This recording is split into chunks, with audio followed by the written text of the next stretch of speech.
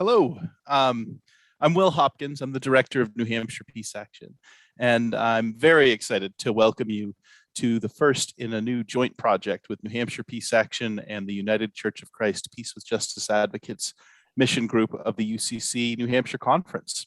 We're calling it the Spirituality of Peacemaking. In my work over the past dozen years or so with New Hampshire Peace Action, I've served on what seems like countless committees. And especially since 2016, I've seen an increase in burnout. People just losing the will to do peace work. There's this foreboding sense of cynical helplessness that creeps its way into our being and paralyzes many of the grassroots leaders who've been leading this work. And frequently, I feel that foreboding take root in myself. But I've noticed over the years that one of the groups that I work with seems to be completely immune to this. Not only that, but I've noticed that when I participate in meetings with that group, I feel that foreboding, that sadness and helplessness lift. I think that's because this group of people is fueled by something deeper. So the UCC Peace with Justice Advocates base their work in their faith. And I've become fascinated by the way that tapping into the spiritual fuels people. So I raised the idea with that community about talking about the spirituality of peacemaking in a live stream series. And unsurprisingly, if you know anybody who serves on that committee, there was an immediate pushback that they would be the ones to talk. They said we should talk to the imam and the rabbi, and we should branch out. And I think we're very quickly going to do that. But I really, from my perspective, I wanted to talk to anybody on this committee because they all have this centered way of doing the work that I've come to really appreciate and that rubs off on me when I spend time with them. And so after a few months of kind of rolling this concept around, we managed to convince Becky Field to be the first guinea pig to talk about her work. And I'm hoping she might even delve into how her beliefs guide and fuel her work. But more about that in a moment. Before we get too much further, in the spirit of understanding and respect, I want to acknowledge that we're doing our work here in New Hampshire on stolen land, the traditional ancestral homeland of the Abenaki, Pennacook, and Wabanaki peoples, past and present. And we should take a moment to honor with gratitude the land and waterways that they've been stewarding throughout the generations. So Becky describes herself as a photographer and immigrant rights advocate. In her working days, she was a federal wildlife ecologist and a university professor. Many of you, if you're on today, I'm sure are familiar with her books, Different Roots, Common Dreams, and her new book, Finding Home, which has won 5 major awards, including Best Work of Nonfiction in the Biennial New Hampshire Book Awards, the Independent Publisher Book Award Peacemaker of the Year. She's won 2 gold medals and a silver medal from the Independent Publishers prestigious IPPY Awards. So Becky's kind of a big deal. Her work is not frivolous. It's the kind of work that people dive into as if it were entertainment, as if it were just a book. But they come out ready to fight for the humanity of the people she photographs and writes about. It's the kind of stealth peace work that really changes the game. But I want to tell you something about Becky that's 100% true, and you might not believe it. I have been known to tell tall tales. This is not one. So in my 12 years at Peace Action, I have broken down and cried, really bawled in my office in a sense of helplessness 3 times. And all 3 times, the same thing happened. And that is that Becky Field appeared and gave me a hug. One of those times, I'm 90% sure that the front door of the building was locked. I don't even know how she got in. In the thousands of days I've spent at 4 Park Street, Becky comes in a couple times a year when that I see.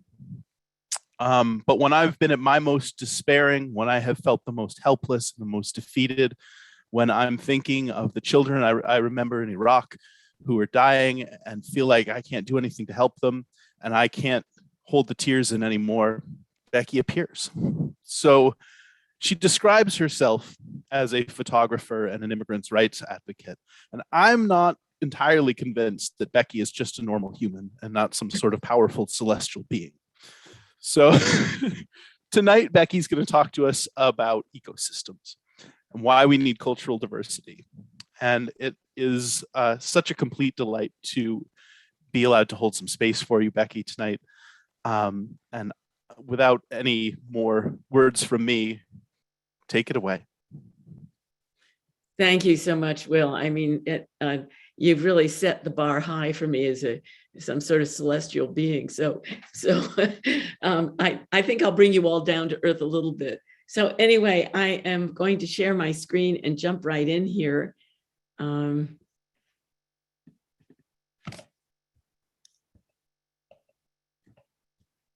I hope you can all see that. There you go. Look good? Yes. Good. Okay, thanks. For some reason, I'm not seeing any of the tiles of people. So I'm glad to hear that, Janet. Thank you. So tonight we're going to talk about this rather elusive subject of the ecosystems of compassion. Musings and conversations. The musings are going to be my part of just some things that I've been thinking about in the last few weeks, and the conversations are going to come from all of you. So be ready to jump in with your thoughts on this at the end of my talk. We are challenged these days with widening gaps within social and political groups. In addition, we hear the siren calls for emergency attention to climate crisis that is spiraling out of control.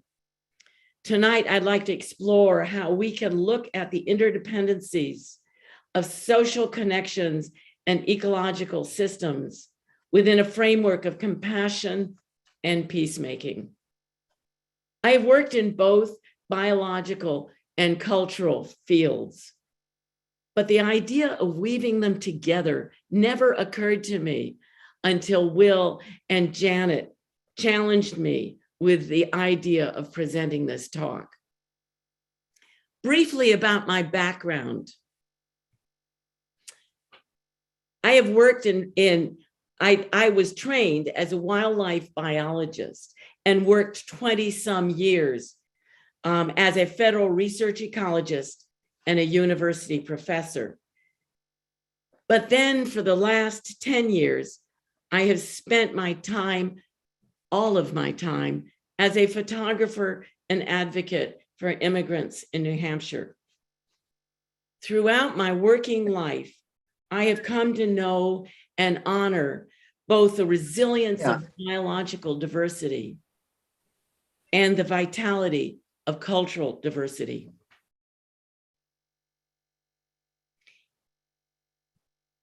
New Hampshire is rich in natural diversity.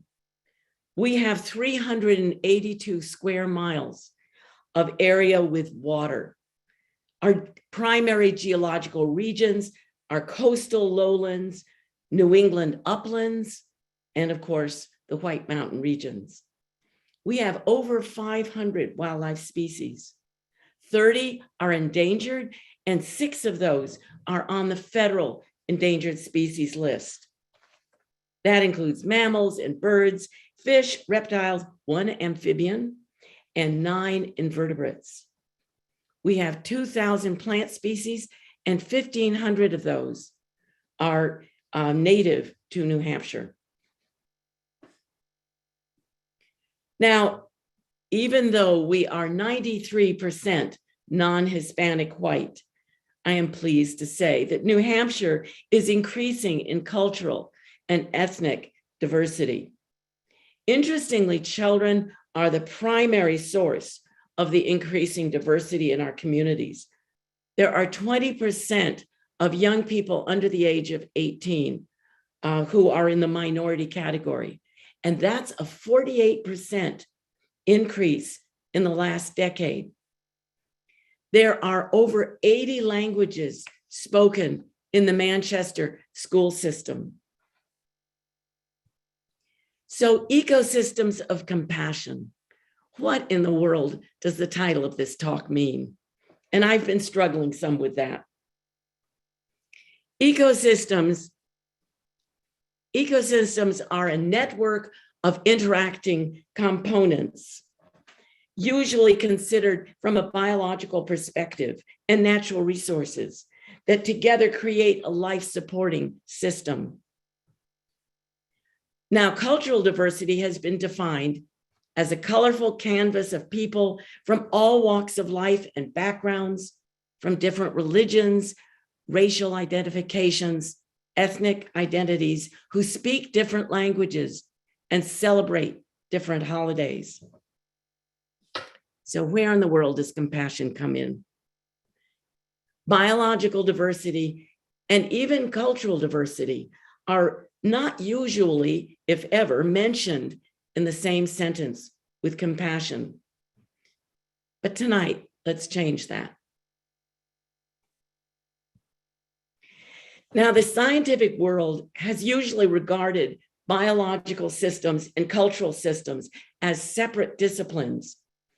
Rather famously, social sciences have been viewed pejoratively by some as soft sciences, while biological sciences are the esteemed hard sciences.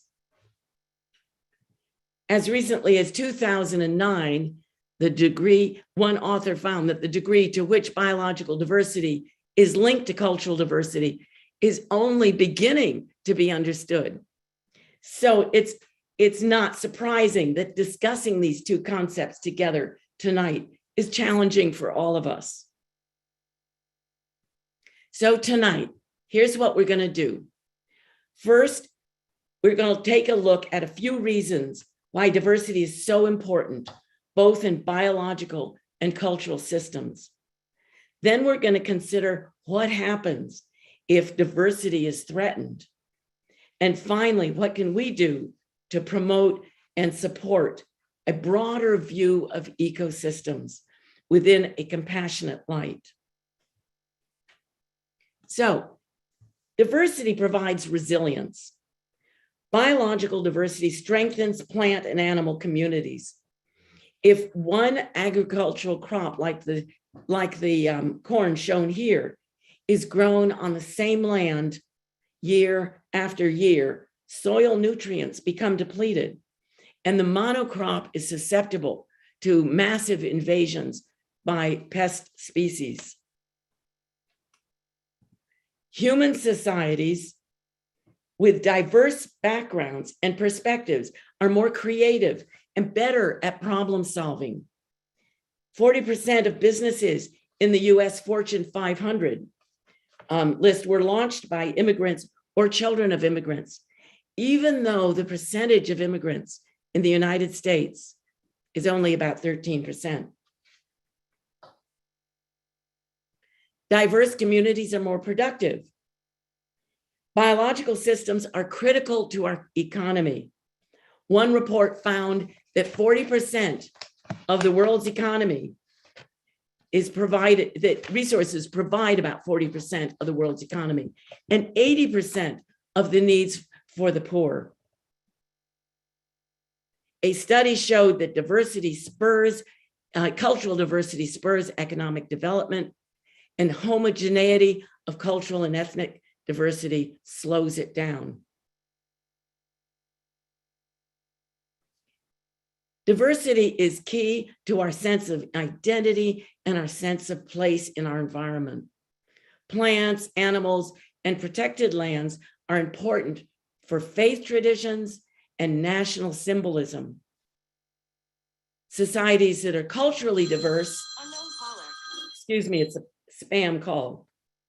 Turn that off. Societies that are culturally diverse develop an appreciation of different ways of being and develop a broader sense of how we define our community.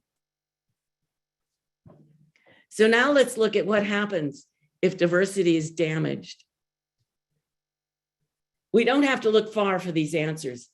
If we are careless with the integrity of ecological systems, we can look no further than the important and critical information that's coming out of the climate conference in Glasgow. We, and especially our future generations, are facing life-threatening crises in protection of critical ecological communities. Damaging that diversity and habitat quality threatens our global survival. In addition, many scientists are warning that we are facing the next mass major extinction, called the sixth mass extinction. And for cultural diversity, social divisions and a myopic view of community threaten our political systems, our interconnections, and our social order. The insurrections of January 6th are clear and sad examples of this.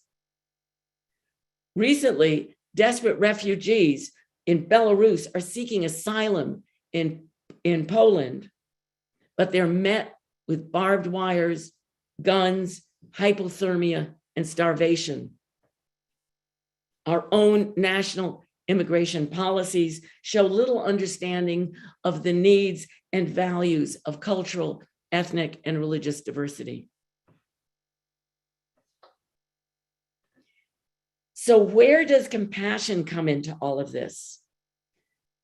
We are together in a proverbial boat. And if we insist that the hole in that proverbial boat is only at the other end of our mutual boat, and the other person's problem, we are all going to get swamped. Our social and biological survival depends on cooperative and collaborative solutions. One author described 3 ways to map our future.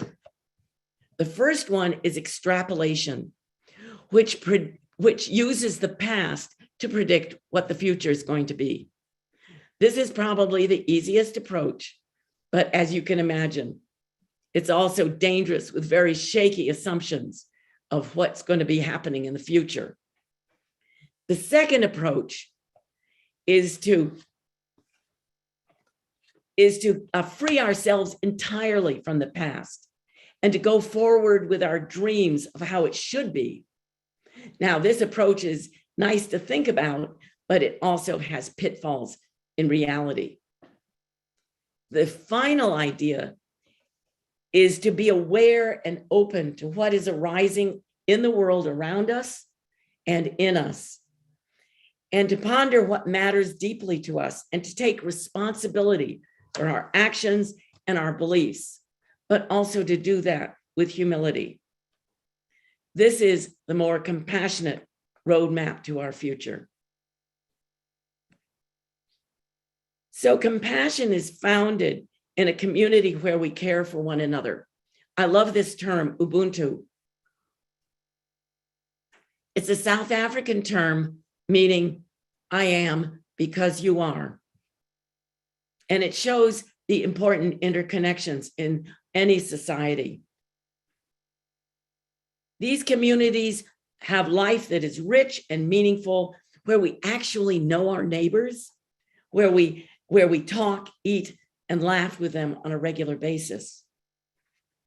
Compassion requires our interdependency across biological and cultural communities. And this is key to the well-being, the health, and the survival of those communities. But without compassion in our communities, neither social nor biological components are going to survive and thrive for very long in isolation. If we see the world outside of and separate from ourselves, we will lose that critical network of interdependency. David John, who is a noted quantum theorist, said, "What folly to think we can correct the fragmentation of the world via processes that recreate that fragmentation." Again, focusing on the interdependency and the importance of maintaining that network. So what can we do? How can we, as compassionate beings, nurture the interdependencies within our social communities and critical biological systems? This is not a small task, and not any one of us can accomplish it, but together we can make a difference. The Buddhist mantra for loving kindness starts with accepting kindness for ourselves. Likewise, I suggest we start by looking closely at our own beliefs, our sense of self, our place in our communities, and our environment. What inalienable rights do we really live by? So this first step is to be sure that we live mindfully with close attention to our core values. Moving beyond self, what more can we learn? We need facts. We need truth based on well-founded information. We need to learn about and understand both the diversity of cultures, ethnicities, and religions in our neighborhoods, as well as the biological network that we depend on. Next is to go even further out, to act, to reach out to others, armed with our core values and our well-founded knowledge system. What can we do to protect and support biological and cultural ecosystems in our country and beyond? We should let's talk with others in our neighborhood, in our faith communities, in our workplaces about some of these vital interconnections of society and the environment. We should bird dog elected officials to make sure that they're working responsibly to protect both the environment and the cultural diversity. We can act right now. There are many obvious but important actions, many of which I'm sure many of you are closely involved in. We can volunteer and or donate to some of the working organizations that are supporting our refugee and new arrivals in the New Hampshire area. We can learn about the neighborhood support team that a Century Care Alliance is working on, that is welcoming the families that are coming in as we speak from Afghanistan.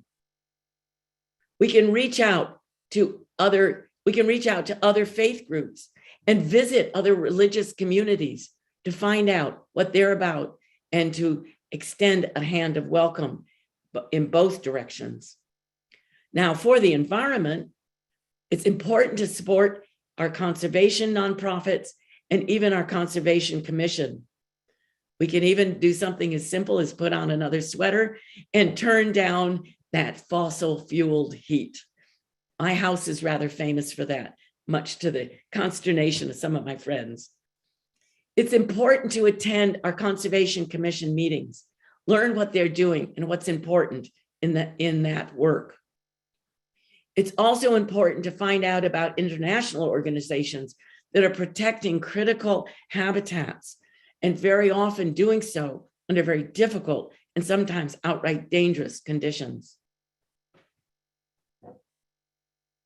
The easy part to this is imagining a world with shared core values where we all work together and we're all in touch and we're all interconnected. The hard part and the bad news is that it's very difficult for people to change their belief systems.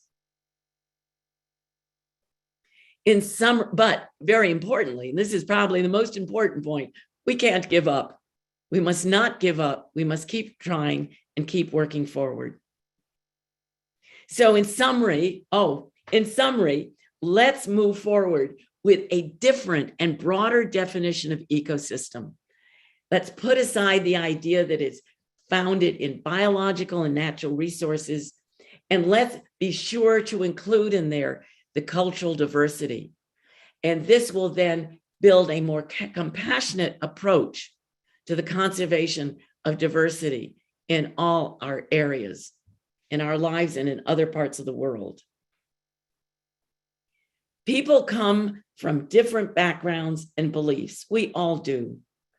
but a universal truth that I have found through my work with immigrants and refugees is that we all have the same dreams for a life of safety and contentment and a good opportunities for our children. So now let's go out to sing, dance, protest, write, share, and build our way to an all-inclusive ecosystem that creates a rich and compassionate diversity of cultures and biological resources. So with that, thanks very much to New Hampshire Peace Action, to Peace with Justice Advocates, and there's my contact information if any of you are interested in getting in touch with me. But most importantly, now the conversation begins.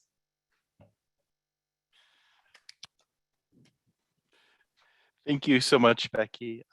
So folks, to get into the conversation, you can put your questions in the chat and I will read them aloud so that Becky can respond. Other options, you can use the hand raise function in Zoom. Don't raise your hand on the camera because I can't see you all at the same time, so I'll probably miss you. But you could also just put an asterisk in the chat and I'll call on you so that you can ask your questions yourself. So Becky, I'm gonna pull it in. We wanted to we asked you to open the Spirituality of Peacemakers series. How do you see your spiritual practices keeping you going or fueling your work or guiding your work? That's a great question. And there was a quote from a UCC conference where we had a guest minister come. It was on Zoom in 2020. And this guest pastor said, "Does your church make you strong enough to take on the world?" And I have posted that on my monitor at my computer. And I look at that every day and think about what is it, not only about my church, but about my faith and about my understanding of others, my welcoming, my inclusion of people of all backgrounds and ethnicities and religions, and how does my work help me to take on the world? So how's that for an answer? Just take on the world. It's pretty good. Let's give folks a second. I'm sure someone's typing a question in the chat as we speak. And while we're waiting, how do you know that I'm about to cry? Because it's got to take you some time to get to the office or wherever it is that I am. Well, I especially remember the time that I came in, that it was, the day after Trump won the election. It was only hours after. And I think we were both in tears. That was definitely a cry fest. The building was completely empty. Yeah, And yeah. You know, and you knocked on my door as I was. I didn't expect you to answer. Yeah. I had my door closed and you knocked and I was actively crying and I came to the door. Well, we both were. It was a tough time. So, you know, I know there's a lot of people with tremendous amount of compassion on this Zoom, you know, and it really felt a real stretch for me to try to bring these two, this sort of scientific part of me and this more community-based part of me together. And I just want you to know that that was a tough assignment. And then to be able to somehow wrap it in a cover of compassion. So I'm really interested in any of you letting me know if that worked, or if it didn't, how we might look at it in a different way. So I'm going to respond to Hope asks for your email and website again, and Hope, we will send that out in a follow-up tomorrow. Or I can put it on the chat. Shall I put it on the chat? That works too. Yeah. Okay. Thank you. Sure. There we go. We got.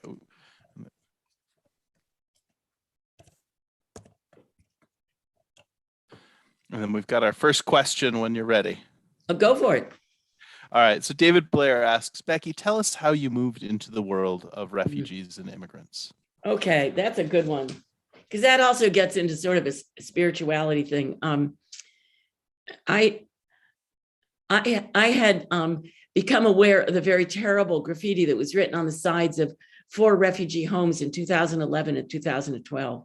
And some of you have heard me talk about this before, but what I don't normally tell people is that as I was mulling that and feeling very angry about it, because it had, the words on the sides of those homes were things that were so terrible and so vicious and vile that in fact one family moved out of New Hampshire because they were fleeing violence in their own country, and they must have felt that violence was following them.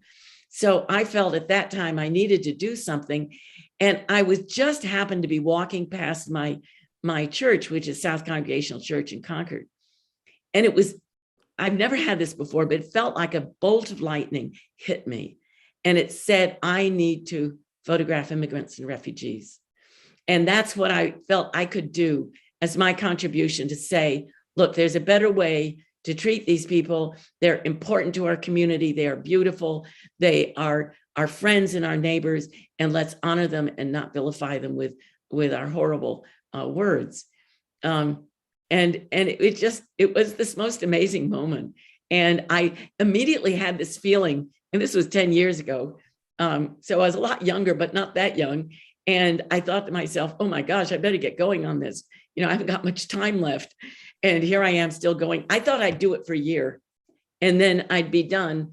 And, I'd have an exhibit and I'd go back to photographing butterflies and dragonflies, but it didn't happen that way. And then how I connected with the actual groups, I decided the way to do that was to contact the ethnic leaders of the ethnic groups. So the people that had come here as immigrants, but had been here long enough that they really understood, what would help their communities. And so when I went and talked to a few of them, they got it, they understood, and they started taking me around to classes, to families, to individuals, and saying, hey, this is Becky, she's got this idea, and she's okay. You can trust her. So I think that made a huge difference. And people have been so welcoming to me. I've been invited into homes. I've been fed wonderful food, some of it a little spicy for my American stomach, but still, I have been really welcomed into all kinds of events and sacred ceremonies, funerals. I've been asked to photograph funerals, which is a little bit different for me, but it's just been an amazing experience. And I'm going to ask Patty, do you mind unmuting yourself? I feel like the distinction between empathy and compassion here is hard for me to ask the question because I'm not sure I fully understand it. And I'd love to hear you ask it in your own words if you're willing. Hi, Patty. Hi, Becky. Well, compassion sounds a little like, oh, I'm sorry. I'm sorry for you. I'm sorry for you. And you've had such a hard time. And empathy, I think, sounds more egalitarian, more that we're on an equal footing, that we're both contributing to our society, and that you have as much to contribute as I do. That's what I was thinking when I wrote that. Oh, that's interesting, Patty. I'm not, I don't know if I'm good enough of a wordsmith to really parse out the difference between the two. For me, compassion, the beginning of that calm means together, to me, it feels like there's a shared passion. And, but I'm interested in other people, maybe there's some people that are good at words, and I guess I would need time to sort of dig around with that. So I don't really know. I think it's a very interesting perspective. And empathy too is, one of pathos and being together. we've got David Blair saying something in the chat. Can you Yeah. read that? Yeah, compassion also means shared suffering, is in the Passion of Christ. There you go. That's interesting. I think we can maybe come back to this. Joan wants you to talk a little bit about your recent work around Afghan refugees as things come to a close there. Can you talk a little bit about the work you've been doing there? Well, you know, I would really love to defer to the Afghan refugees on this call for that, but other than that, I feel very strongly about supporting people that are coming from Afghanistan. I'm very anxious to be sure that not only all the people that served with our military are helped, but also other families that are in danger. And I do know I'm working with one family in particular that doesn't have a lot of high-level connections to the military or to the American government, but they are stuck in Kabul. And in fact, two of the young sons have got scholarships waiting for them at Southern New Hampshire University. And we're trying very hard to get them here in order to make use of those scholarships. But, you know, it's not easy. You know, I have a feeling that there's a sense in the American community that, oh, well, all the planes have left Kabul, so our work is done, you know, finished. And that's not the case. We've got people still in those communities that need to get out because it's very frightening. It's hard on the young girls. It's hard on their education. There's not a lot of rights that are being honored, if any at all, by the Taliban. And we need to be able to protect the people that are being threatened by that. Anybody else have any other comments? Does anyone want to weigh in on the work being done around Afghan refugees? I know we do have a few folks who hail from Afghanistan on the call. Don't want to call anybody out specifically, but Or there's others that are well, maybe working too. I mean, do know Doris is waiting to ask a question, so we could turn it over to Doris. Doris, you want to go, Doris. Hi, Becky. Thank you so much. And it's lovely to think about our biological environment and our human environment and that interconnectedness of it all. And that's a wonderful world to live in. Yeah. I was just I guess two thoughts. One is around the compassion question, was that I heard in a Buddhist talk that the compassion also includes a sense of hope. So that rather than just being in the moment of the empathy and the feeling for the other, there's something a little bit, a different twist, that compassion can include that sense of hope. And then, Becky, I was just thinking that it feels to me that for many of us, the interconnectedness of welcoming new people to our communities is so rich.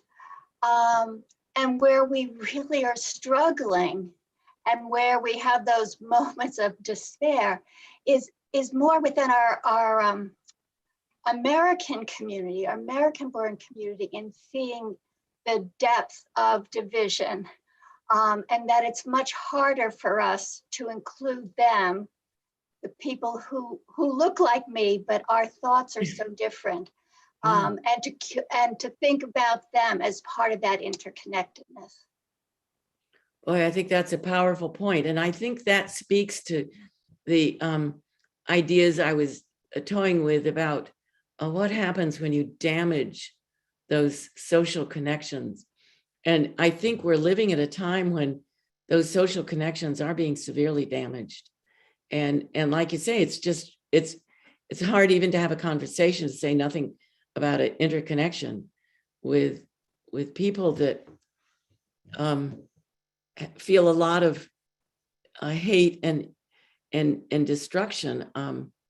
I think you're right. In a sense, it's almost like we got to build. You think we have to build that first, or I'd hate to have to wait till that's all solved before we start welcoming people that are different than us. I think in a sense, we're different from those people too. There's always this difference thing, that how do we bring that gap together? Whether it's, talking to some, Trump supporting uncle over Thanksgiving, or whether it's talking to somebody that just arrived from Afghanistan or Somalia. I don't know. I think we need to include all of it in our circles, as you were talking about your neighbors. I'm sure not all of them think the same. Exactly. But, I really think the good thing about this and about this discussion is that, I've thrown out musings. Remember, I said these are my musings. These are not my answers, because I really think this is a tough question. I mean, if you think that the scientific literature hasn't really grappled with this yet, and, they're saying they're still sort of just beginning to think about these interconnections, how can we sort of have all the answers in one wonderful talk like this tonight? So I think this is an ongoing conversation.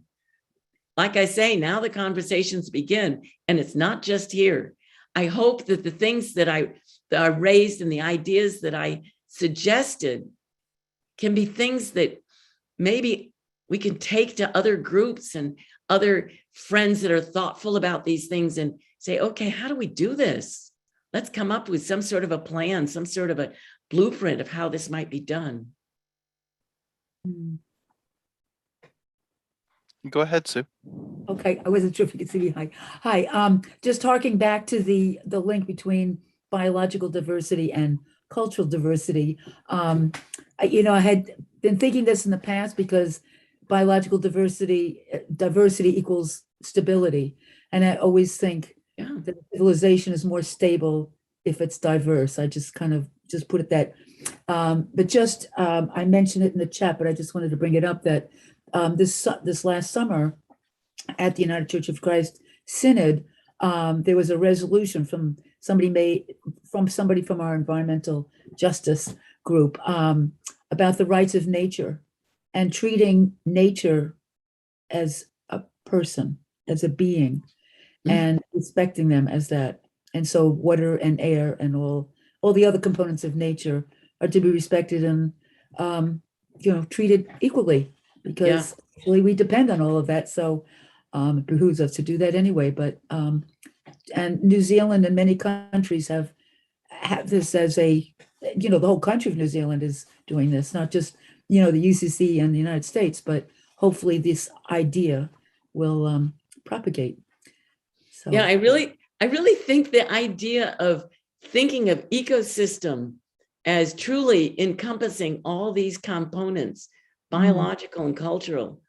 I have not really seen that in the current literature. Now, maybe I've missed some, because that's not what I think about every day, but I think you're right, Sue, and with your knowledge about ecological and cultural issues and in Haiti and that area, it's really going to be interesting. I think we haven't got a choice. I guess that's part of it. We got to start thinking about these systems as interconnected and interdependent, or we're going to be in serious trouble if we aren't already. Right. It's interesting, this when you mentioned Haiti, the last group I went with down to Haiti, their little mission statement was, "You are not in Haiti, Haiti is in you." And that perfectly described the way I felt when I was in Haiti. And I think, just thinking about what you just said, if we think about whoever it is, whether it's Haitians in us, in Haiti, or if it's an Afghan in you, to think of yourself in that position, in that person, and taking them inside, that might be a good way to think about how they would like to be respected and treated and cared for. So it's a big task. We got our work cut out for us. Yeah. It's knocking on our door. Yeah. We need to Yeah. answer the door. Yeah. We don't have a choice. Nope. Becky, your book is your newest book has been is kind of catching fire across New England and across the country. It's won a ton of awards. Have you heard feedback from people that it has? And I'm thinking specifically as we talk about Doris mentioned people who look like her but don't think like her.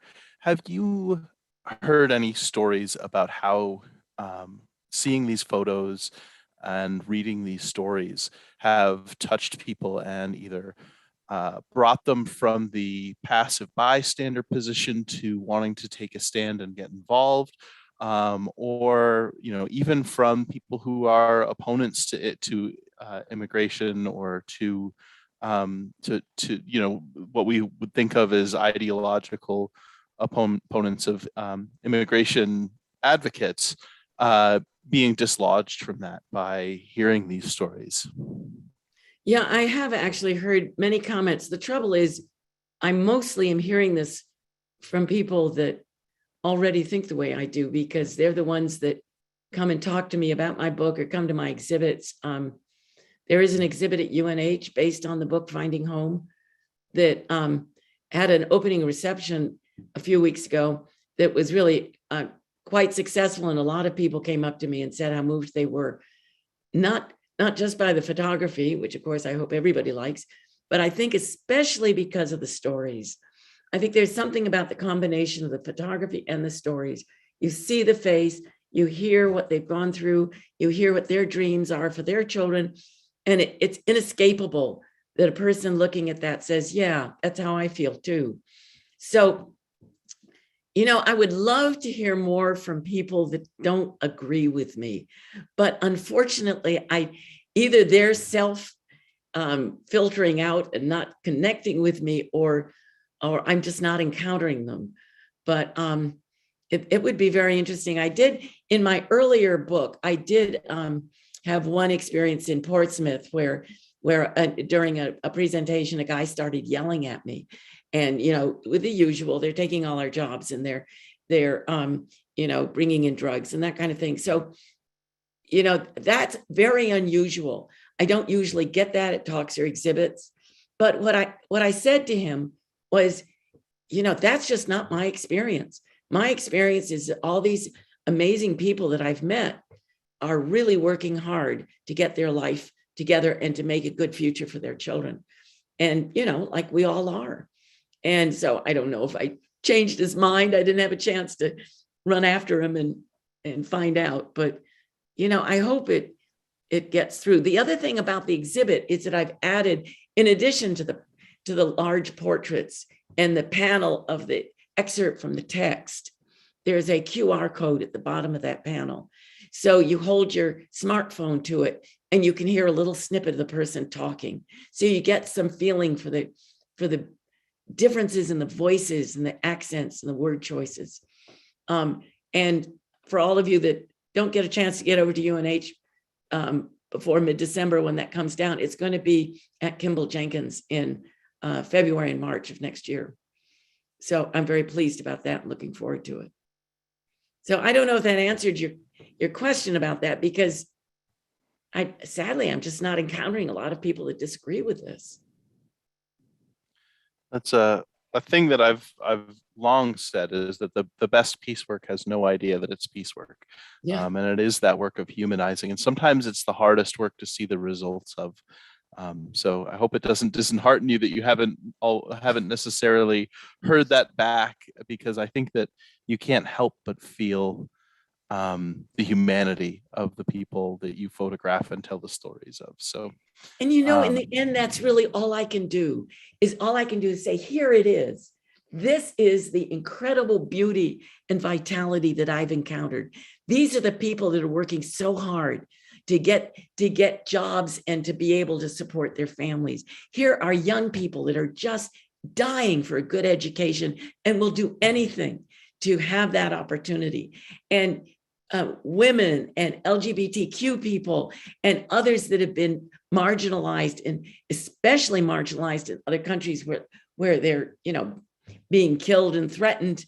giving them at least some ray of hope that there's an opportunity for them here for safety in a future.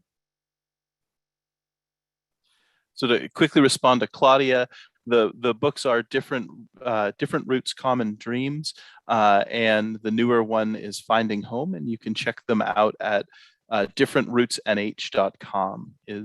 That's Becky's website. And then David wants to know, do you have a date for the exhibit in Keene? In Keene, we're working on that. Stay tuned. Yeah, I've been contacted by groups in Keene that are interested in having an exhibit down there, and I'm looking forward to that. There's also been some interest in Nashua, Manchester, and of all places, Mashpee, Massachusetts. So they want me to come down next spring and talk to their school system. They're really interested in diversity, which is amazing. And someone asked me directly, are the subjects in my exhibit all in the US at this time? And to my knowledge, that is true. There may not be all in New Hampshire because some families have moved out. But there is one fellow in the book, David Afutu, who came here on an internship to learn about hydroponic farming. And he has since returned to Ghana, his home country, and has taken those skills back to Ghana to show the farmers there how to do hydroponic farming, which I think is just really delightful. So. That is really cool. Yeah. And I will also put my website, and if people want to find out more about the books or to get in touch with me, you can always get books from me, but they're also at Gibson's, and they're online through my website, and they are through Amazon, but support Gibson's first. Becky, thank you so much for coming on tonight, for being willing to be our guinea pig for the beginning of the Spirituality of Peacemaking series. So deeply appreciate you putting together this presentation, which is really, for me, it's not something I'd heard about or thought about. The idea that cultures are ecosystems, and that without diversity, you wind up with the same threats that monocrops face, and that you need different cultures, and showing with the statistics on entrepreneurship and that kind of thing, how diversity makes us stronger. And I think that that this is the work, right? Changing our culture and telling those stories. Thank you everybody for coming on tonight. Please do check out Becky's website, differentrootsnh.com, and you can find her books there. This series, we have not scheduled our next one, but if you are on today, think about people who you'd like to hear about how spirituality guides their peace work, and do think with a broad definition of what peace work is. I think that's about what I've got. So everybody have a great night. Thanks again to Becky. You feel free to send me an email, will@nhpeaceaction, and if you've got somebody in mind who you'd like to hear from. Thank you all. Thank you all for coming. I really appreciate to see all these friends and even a relative. So thank you all.